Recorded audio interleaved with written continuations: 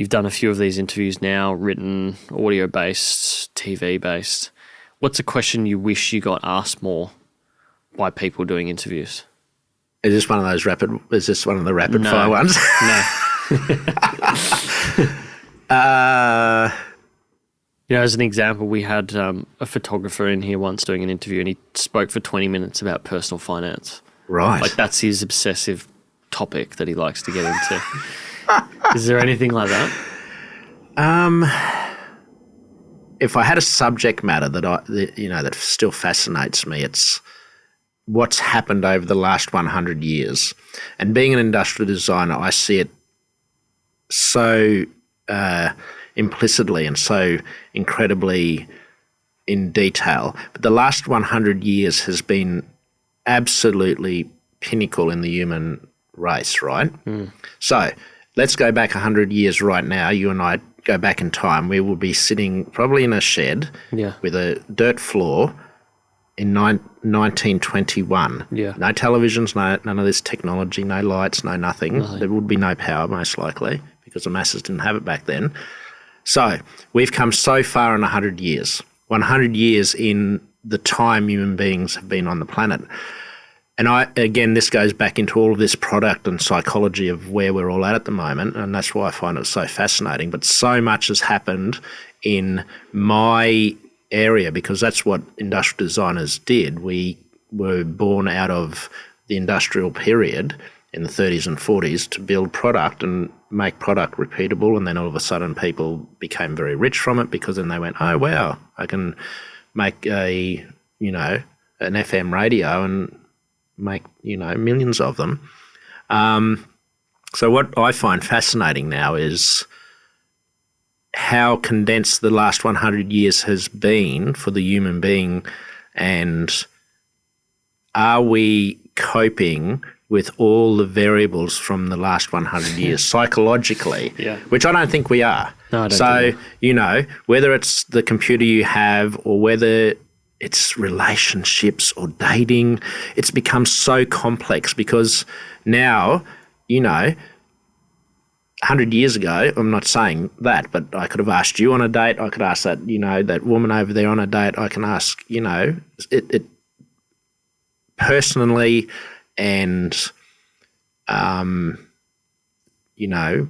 awareness levels of all the things, being able to hop on a plane, understand all the aspects of the world now.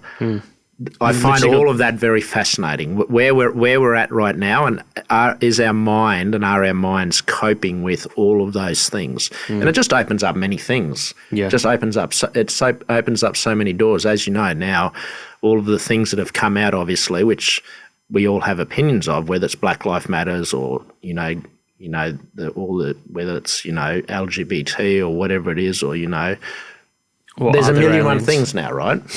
Or are there aliens? Are there aliens? There you go. Yeah. So that I find that area very fascinating because that impacts on all sorts of areas of life and business, and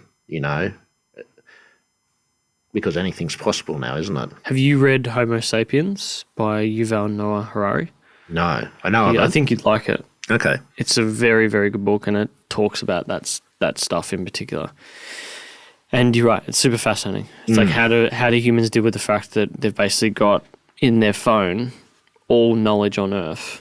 Yeah, right. In this device. Yep. Like, that's crazy.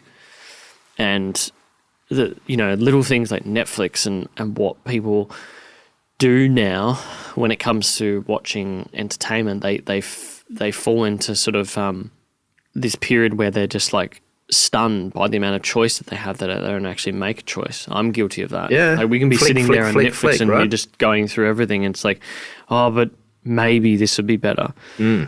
So that affects entertainment. And then there's things like dating. Speak to friends who are dating or people who are single who are dating, and you look at things like Tinder has actually and Hinge and all these other apps has in a way ruined dating because all you do now, and it's ruined some relationships as well because all you see now is the fact that the grass could be greener just There's continuously. so much choice out there. Yeah, you're right. You're spot on.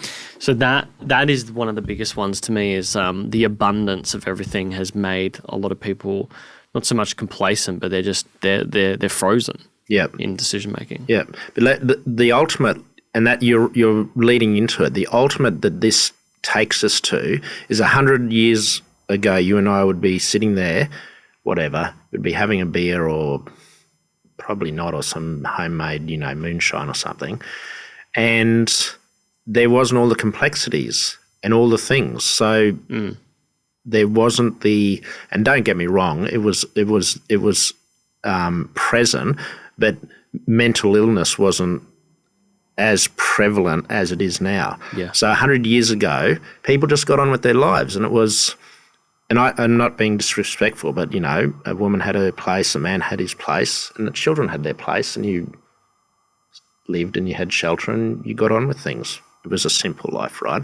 But now, going back into what you were leading into, it's become so complex, whether it's dating, whether it's choice, where do I go, what do I do, knowledge.